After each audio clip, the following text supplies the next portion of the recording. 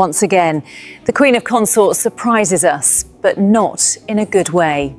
Made lurid and false claims about the royal family, which played on her fears and fueled paranoia. Prince William had entered the private council room expecting a routine discussion about the National Remembrance Service. Instead, he found Queen Camilla seated beside a ceremonial order bearing 3 words that stopped him cold: Princess of Wales. The title belonged to his mother's memory and now to his wife's royal position. Yet Camilla was demanding the right to use it publicly. William's stunned silence revealed that a boundary had just been crossed. Before we go deeper into what this really means for the royal family, make sure to subscribe so you don't miss a single update. William felt the tension before anyone spoke. An urgent summons had brought him to Clarence House, the London residence, where 2 advisors waited behind a closed door. He expected a discussion about seating arrangements for the National Remembrance Service, a formal ceremony honoring royal public service. But no private secretaries were allowed inside. That absence told him this was not a routine meeting. Camilla pushed the request toward King Charles. She asked to use Princess of Wales as a secondary ceremonial style during the service, meaning an additional title displayed for that specific occasion. Her argument was direct. Marriage to the king had connected her to every title attached to him when he was heir. She believed protocol could restore what history had denied her. William read the document twice. Then he lowered it and stared at the Queen. The words cut deeply because Princess Diana had carried that title through humanitarian work, personal struggles, and a legacy that still shaped him. Catherine, Princess of Wales, now holds that title as William's wife. Allowing Camilla's disputed use of the same style would not feel ceremonial.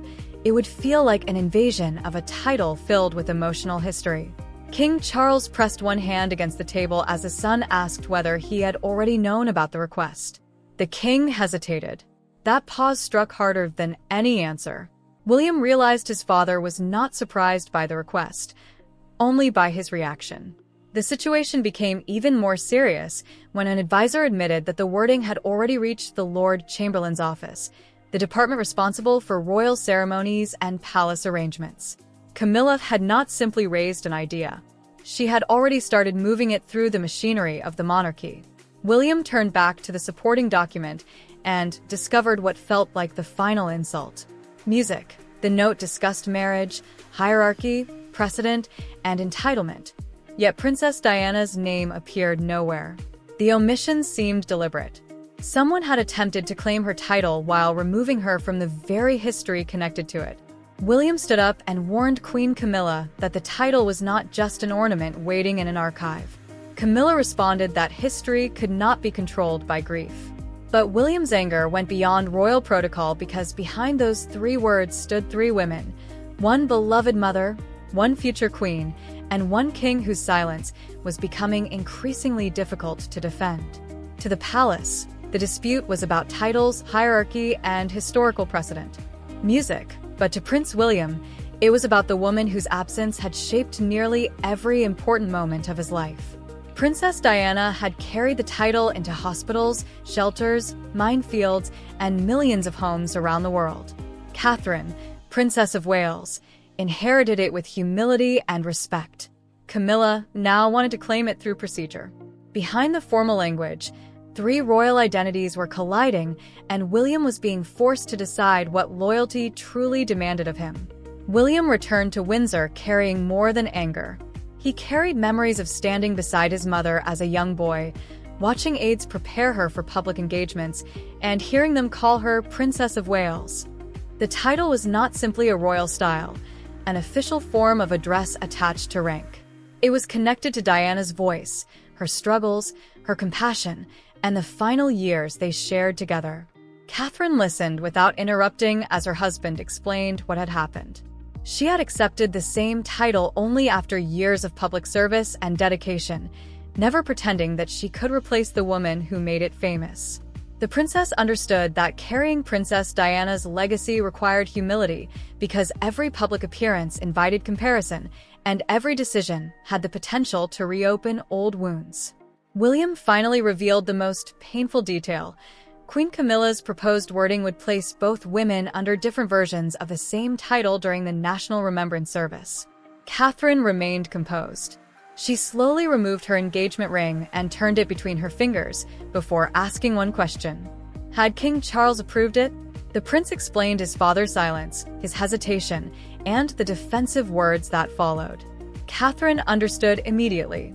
The king had not personally written the request, but he had almost certainly encouraged Camilla by suggesting that the historical question deserved proper consideration. Those words gave Camilla enough confidence to move forward. Camilla's motivation appeared to be about more than ambition alone. She had become queen, yet the shadow of Princess Diana remained connected to the one royal identity she could never fully claim. To Camilla, the title represented the place where public judgment had permanently defeated her. Claiming it would not increase her legal authority, but it could weaken Catherine's unique position and reshape the emotional balance within the family.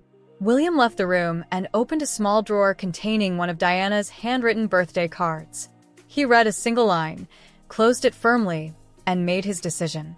The title would not be divided. Before he could leave, Catherine stopped him. She warned him not to fight only as a grieving son. He had to act as the future king, because someone inside the palace had already decided that Camilla's request was worth protecting. And that changed everything. William's warning forced him to look beyond Camilla's ambition and toward the hidden encounter that had transformed an old resentment into a formal demand. The demand had not begun in a council room. It had started 6 weeks earlier during a private rehearsal for the National Remembrance Service, when Queen Camilla saw Catherine's title placed beneath Princess Diana's name in a commemorative tribute.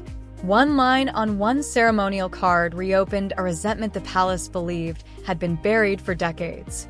By the end of that rehearsal, Camilla had asked a question that no courtier wanted to answer, and a senior advisor had given her exactly the encouragement she needed. Camilla had already been assigned the highest position beside King Charles at the service. The National Remembrance Ceremony was designed to honor royal humanitarian work across generations, meaning the public service carried out by members of the monarchy over many years. Princess Diana would be recognized for her work involving homelessness, HIV awareness, and landmine removal. Meanwhile, Catherine, Princess of Wales, would deliver a reading as the current holder of the title. The Queen's rank was secure, yet her name remained completely separate from that particular legacy. During a closed rehearsal in the palace music room, Camilla noticed the wording on the commemorative card: Legacy of Diana, Princess of Wales. Reading by Catherine, Princess of Wales. She held the card longer than necessary and then asked why her own historical connection had been erased, considering she had married Charles while he was still Prince of Wales. The question sounded calm, but the bitterness behind it was clear. A senior ceremonial advisor responded too quickly, explaining that the title had always been considered too emotionally sensitive for the Queen to use. Camilla stiffened, placed the card on the piano, and asked, "Sensitive for whom?" No one answered. That silence told her more than any official explanation could have. Catherine entered before the tension faded. She looked from the abandoned card to Camilla's face and immediately understood what had happened. The Queen told her that no woman should possess a permanent monopoly over history. The Princess of Wales responded that history was not owned by anyone. It was carried through respect, responsibility, and the meaning attached to the role. William reminded Camilla that the issue was not about ownership of history.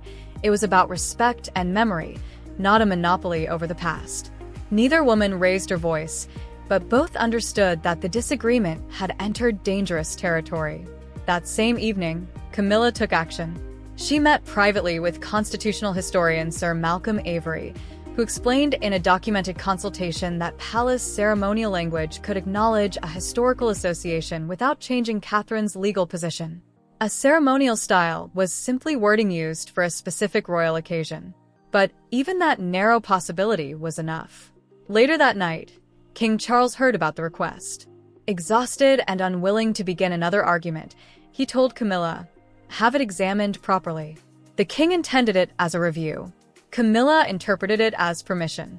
Within days, a draft appeared referring to her as Queen Camilla, formerly entitled Princess of Wales.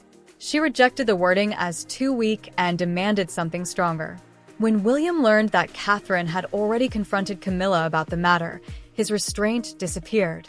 The next meeting would leave no historian, advisor, or family member able to avoid the consequences. William did not summon a committee. He did not send a private secretary or hide behind constitutional language. Instead, he entered the king's library, closed the door himself, and placed Camilla's title request directly between them. King Charles stood near the fireplace, while Queen Camilla remained seated. Then Prince William asked one devastating question. Was she truly prepared to use his mother's title in front of his wife, his children, and a country that still remembered Diana by that name? William had demanded complete privacy because advisors could soften words, redirect responsibility, and turn personal conflicts into official procedures. That would not happen this time. He explained that Catherine's position depended on clarity. A ceremonial claim meant wording used for a specific royal occasion, but giving Camilla a parallel version of the title would create confusion and challenge the meaning attached to the role. The parallel version would blur the line between the reigning queen, the current Princess of Wales, and the woman whose legacy the service was meant to honor. Camilla refused to retreat.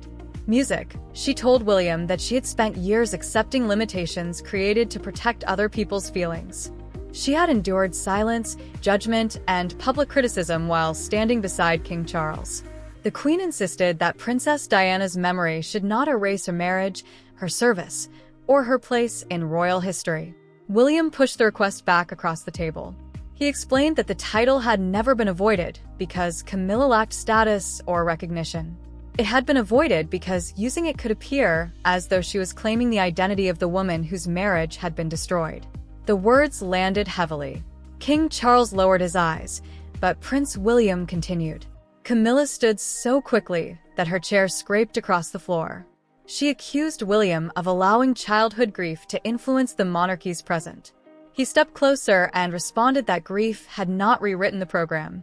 Grief had not contacted the Lord Chamberlain, the senior palace official responsible for ceremonies and official arrangements, and grief had not acted behind Catherine's back. Music. King Charles finally admitted that he had allowed a historical review to take place. However, he insisted that he had only permitted advisors to examine the question, not approve the use of the title. William asked whether his father would have allowed it to appear publicly. The king could not answer directly. That silence revealed how close the request had come to becoming reality. William delivered his warning without raising his voice. If the claim moved forward, he and Catherine would withdraw from the remembrance service. Their absence would create a public scandal and transform Camilla's demand into the only story surrounding the event. Britain would discuss the controversy for years. Prince William left without saying another word. King Charles picked up the proposal, folded it once, and told Queen Camilla that formal authority would now decide the matter. The confrontation had transformed a private grievance into a test of royal control, and every path now led toward the office capable of deciding whose name would appear on the final order. Royal power rarely announces itself through raised voices. Sometimes, it appears as a single line removed from a program before the ink is even dry. The decision now rested with the Lord Chamberlain, the king's most senior ceremonial officer. However, the palace machinery surrounding him was already divided. Music. Camilla had King Charles's reluctant permission to explore the matter. William had the threat of withdrawal. Catherine held the title itself. And one exhausted king sat alone, knowing that any decision could hurt someone he loved. Music. The Lord Chamberlain controlled the exact wording of the ceremonial order, the official document setting out names, roles, and positions for the service. No unusual title could appear without his approval and King Charles's final authority. That made his office the final barrier between Camilla's request and a public announcement that the palace might never be able to undo. Both sides understood the importance of the decision. Camilla argued that marriage and history connected her to the title. William argued that public trust depended on clarity because Catherine, Princess of Wales, is the current holder of the title, while Princess Diana's legacy remains deeply connected to its emotional meaning. The dispute had moved far beyond wording. It had become a battle over who could shape royal memory. Late into the night, King Charles read the competing submissions. When he reached the paragraph describing Diana's lasting connection to the title, he stopped and carefully reviewed every word. King Charles adjusted his glasses and placed the file on the desk. For several minutes, the king did not turn the page. Protecting Camilla would defend the woman who had endured years of hostility while standing beside him. Refusing her request, however, would acknowledge that one part of his former marriage remained emotionally and morally untouchable, even by the Queen. William's handwritten note made the decision even more difficult. The prince stated that Catherine would not attend a ceremony where her identity was deliberately weakened. He ended the message with words that Charles could not ignore. "Please do not make me defend my mother against you again." The message was not loud, but it carried decades of pain. Palace advisors delivered their legal assessment in a documented briefing. Camilla could not become the current Princess of Wales while Catherine held the title. However, King Charles could authorize ceremonial wording recognizing the Queen's historical association with the title from the years when he was heir. It was a carefully designed compromise intended to preserve Catherine's position. But Camilla rejected it. Music. She refused the phrase associated with the Princess of Wales title and insisted that the name itself should be spoken alongside her own.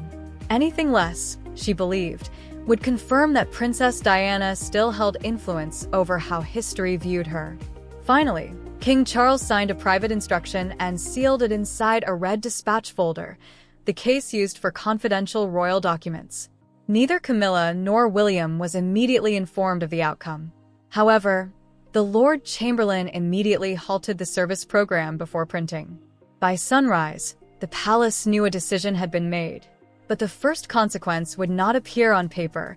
It would appear on Camilla's face when she discovered what Charles had signed. Camilla received the decision in the smallest of rooms, without ceremony and without Charles beside her. The Lord Chamberlain handed her a sealed copy and waited as she read the first paragraph. Her expression did not change. Camilla showed no reaction until she reached the final line. Then she lowered the page, stared toward the closed door, and understood that the king had chosen to protect Princess Diana's title, Catherine's position, and William's loyalty over her request. Camilla read the ruling twice. The order formally rejected any use of Princess of Wales alongside her name and confirmed that Catherine, Princess of Wales, alone would hold the living title. Diana's historic designation would also remain untouched in the remembrance tribute. The decision was final, meaning palace officials could not change it without direct approval from the monarch. The Lord Chamberlain had already removed the disputed style from every draft. Camilla's position at the service remained secure, but only as queen. No parallel title would appear. No ceremonial wording would suggest that she shared Catherine's position or stood within Diana's legacy. Camilla carefully folded the page and asked whether William had seen the decision before she did. The senior official answered, "No." That single word changed everything. King Charles had not publicly surrendered to his son's pressure. The king had made the decision himself. Camilla's voice remained controlled, but the pain beneath her words was impossible to hide. She told the Lord Chamberlain that she had endured decades of public hostility while standing beside Charles. Yet when Diana's memory and her own dignity came into conflict, the monarch still could not openly stand beside her. The officials remained silent because no ceremonial explanation could soften that wound. Later that day, King Charles entered Camilla's private sitting room. She did not rise. The king explained that protecting the monarchy sometimes required refusing even those closest to the sovereign. Camilla responded that he had not simply refused a title, he had refused her right to challenge a judgment that had been placed upon her long before she became queen. Then Charles revealed the harshest part of the signed order. Future palace records would never describe Camilla as having held, declined, or possessed the Princess of Wales title. The possibility was not delayed. It was permanently closed. Catherine learned of the decision through a private briefing from her secretary and responded in a way that surprised many people. She requested that no palace statement portray Camilla as defeated. The princess understood the humiliation involved and refused to turn Princess Diana's legacy into a weapon of punishment. Camilla withdrew from the next planning meeting and returned the service folder unopened. William believed the crisis was finally coming to an end. But Catherine knew better. The title had been protected, yet the family remained divided. That changed when she walked toward Camilla without William, King Charles, or a single courtier beside her. Catherine did not arrive carrying a message from William or an instruction from the king. She entered Camilla's sitting room alone and asked the attending aide to close the door from the outside. For the first time since the dispute began, there were no advisors, no documents, and no officials interpreting what either woman meant. There was only the current Princess of Wales facing the Queen who had tried to claim the title, and the painful truth that neither had openly addressed. Catherine understood that the royal ruling had solved the constitutional issue, but it had not repaired the human damage. Constitutional means the formal rules and structures that govern how the monarchy operates. Those rules had protected her position, but they had not healed the humiliation, resentment, or bitterness that now surrounded future family gatherings. Camilla agreed that no notes would be taken. King Charles did not know what would be discussed, and William had not been informed that the meeting was taking place. For once, neither woman had palace machinery protecting them. They would speak without advisors, without strategy, and without official boundaries. Camilla broke the silence first. She admitted that becoming queen had already given her the highest title she could hold. She had not truly needed another title, but the desire to claim it had been about something deeper. What Camilla wanted was not simply another title. She wanted proof that Princess Diana's memory could no longer define her as someone who was permanently unworthy. Catherine responded with equal honesty. Carrying the title had never made her feel victorious. Instead, it reminded her of public comparisons, William's grief, and the pressure of being seen as a replacement for someone who could never return.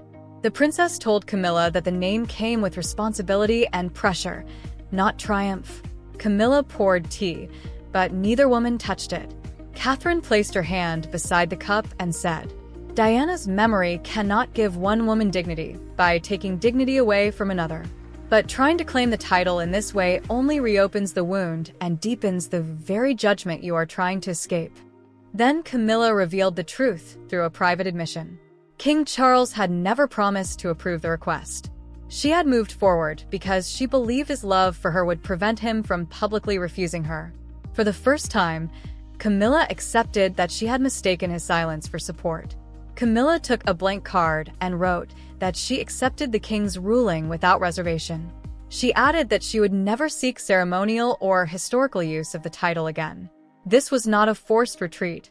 It was her own decision to withdraw the claim. Catherine then asked Camilla to remain at the remembrance service and participate in a separate tribute honoring women who had transformed royal public service. Camilla agreed. Their understanding was fragile, but it was genuine.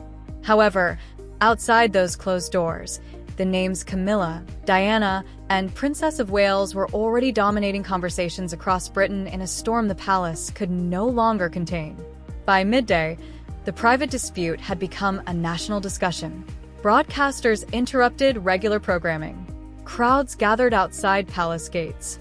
Newspapers prepared front pages dominated by Princess Diana's image, Catherine's title, and Camilla's rejected request.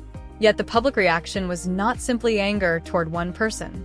It became a wider conversation about royal history, legacy, and the meaning attached to titles. The controversy exposed a deeper question about royal memory.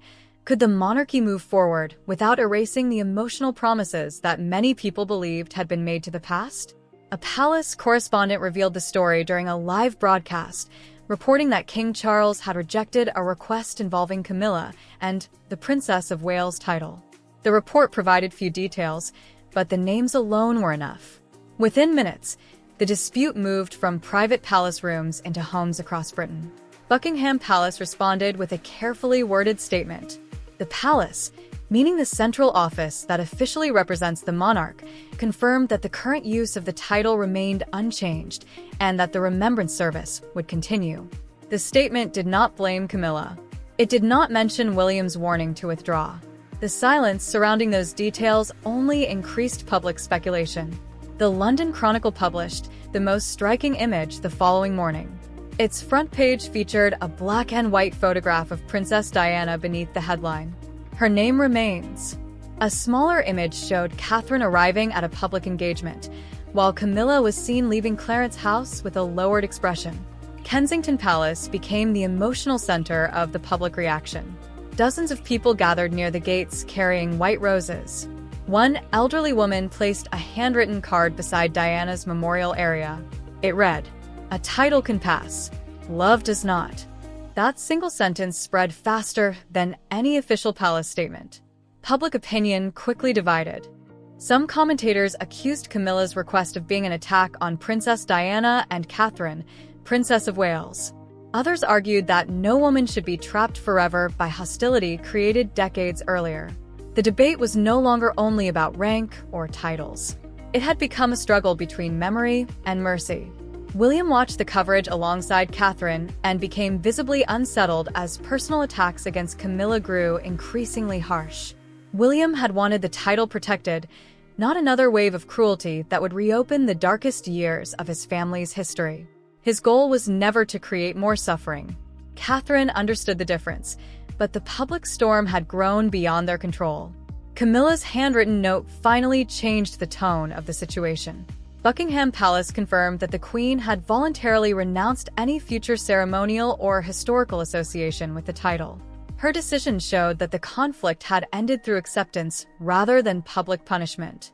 Attention then turned toward the remembrance service, where William, Catherine, King Charles, and Camilla would stand together. The nation had delivered its judgment through headlines and flowers. But the monarchy's final verdict would come when 4 wounded royals faced one shared history. The remembrance service began without the disputed title, without a detailed palace explanation, and without the confrontation many had expected. Catherine entered as the sole living Princess of Wales. Camilla entered as Queen. Princess Diana's name remained exactly where it had appeared in the original program. Yet the moment that truly settled the crisis was not written in any ceremonial document. It came when William looked toward the woman who had challenged his mother's legacy and saw that she had finally chosen to stop fighting a memory she could never defeat. The final ceremonial order made every position clear. It was the official program listing the names, titles, and roles used during the service. Diana was honored as Diana, Princess of Wales. Catherine stood as the current holder of that title. Camilla appeared solely as Queen. No shared wording remained. No hidden compromise survived. King Charles restored his authority without turning his wife's disappointment into a public spectacle. The king rejected the claim, protected Catherine's position, and preserved Diana's identity. Yet he also refused to portray Camilla as an enemy of the crown. That restraint prevented family pain from becoming ceremonial revenge. William approached Camilla before the service began. The prince did not apologize for opposing her request, but he thanked her for withdrawing it voluntarily.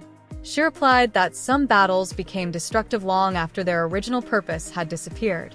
For the first time, neither of them needed to win the conversation. Catherine ended the rivalry through action. During the tribute to royal women, she publicly acknowledged Camilla's work supporting victims of domestic abuse and promoting literacy.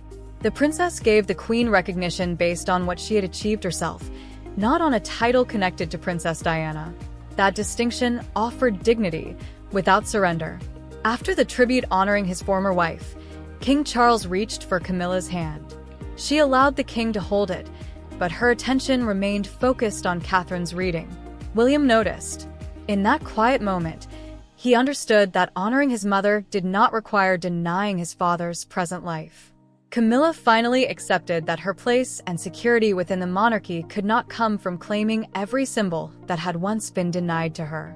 Her position would be defined by her own service, her marriage, and the role she already held.